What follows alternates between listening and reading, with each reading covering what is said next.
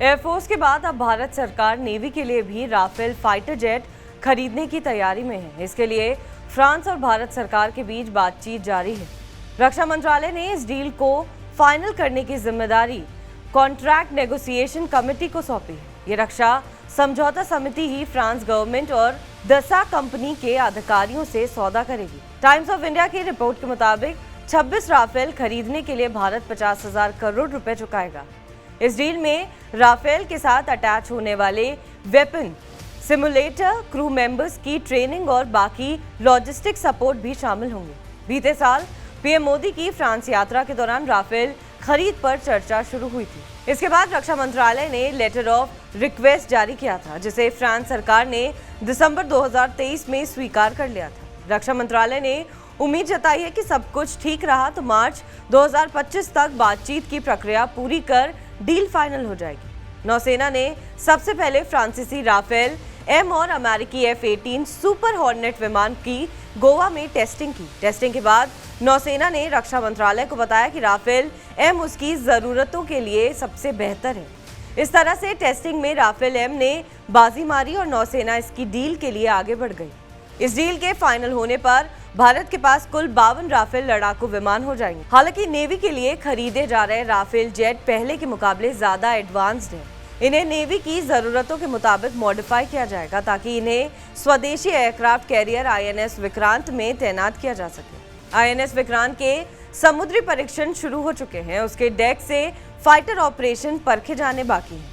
सूत्रों का कहना है कि सौदे पर मुहर लगने के कम से कम 1 साल तक तकनीकी और लागत संबंधी औपचारिकताएं पूरी होंगी, जबकि राफेल एम की पहली खेप आने में 2 से 3 साल लग सकते हैं। इससे पहले सितंबर 2016 में 59,000 करोड़ रुपए की डील के तहत भारतीय वायुसेना के लिए फ्रांस से 36 राफेल लड़ाकू विमान खरीदे जा चुके हैं, जिसकी डिलीवरी पूरे होने में 7 साल लग गए थे। राफेल एम की खूबियों की बात करें तो इसका एयरफ्रेम एयरक्राफ्ट कैरियर पर लैंडिंग के हिसाब से डिजाइन किया गया है। राफेल एम का इंजन ज्यादा पावरफुल है, इसलिए ये INS विक्रांत से स्की जंप भी कर सकता है। इसके अलावा फोल्डेबल विंग्स और टेल हुक की वजह से ये बेहद कम जगह में लैंड कर सकता है। इसे short take off but arrester landing कहा जाता है। इसके रडार में भी नेवी की जरूरतों के मुताबिक बदलाव किया गया है। राफेल एम दूसरे हथियारों के साथ एंटी शिप मिसाइल से भी लैस होगा। साथ ही इसे विमान वाहक पौध से जुड़े ऑपरेशंस के लिए डिजाइन किया जाएगा। राफेल के दोनों वेरिएंट में लगभग 85% कंपोनेंट्स एक जैसे हैं, जिसके चलते फ्यूचर में स्पेयर पार्ट से जुड़ी कमी या दिक्कत नहीं होगी। दोनों का मेंटेनेंस भी एक जैसा होगा। राफेल एम की लंबाई 15.27 मीटर, चौड़ाई 10.8 मीटर और ऊंचाई 5.34 मीटर है। इसका वजन 10,600 किलोग्राम है। इसकी रफ्तार 1,912 किलोमीटर प्रति घंटे की है, जबकि इसकी रेंज 3,700 किलोमीटर है। ये 50,000 फीट की ऊंचाई तक उड़ान भरने में सक्षम है।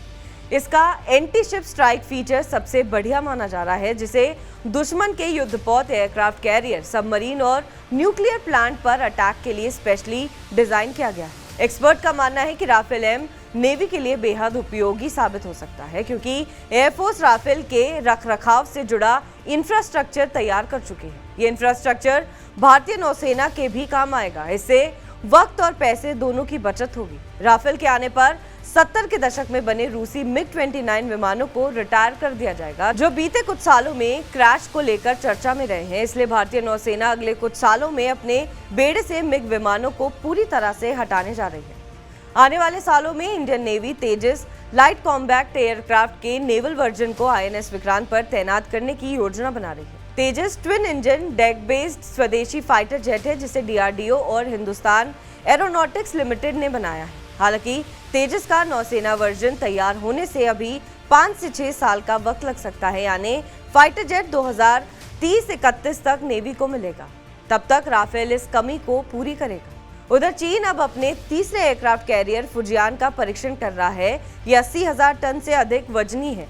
इससे पहले चीन अपनी नौसेना में लियाओनिंग और शानडोंग एयरक्राफ्ट कैरियर शामिल कर चुका है। ऐसे में भारत भी अपने तीसरे एयरक्राफ्ट कैरियर को बनाने में तेजी से जुटा है, क्योंकि हिंद महासागर में चीन का मुकाबला करने के लिए INS विक्रांत जैसा विमान वाहक युद्धपोत और राफेल जैसे लड़ाकू विमान बेहद जरूरी हो जाएंगे। बहरहाल आपको हमारी खबर कैसी लगी कमेंट सेक्शन पर जरूर बताएं। देश और विदेश की तमाम बड़ी खबरों के लिए आप देखते रहिए TV9 डिजिटल।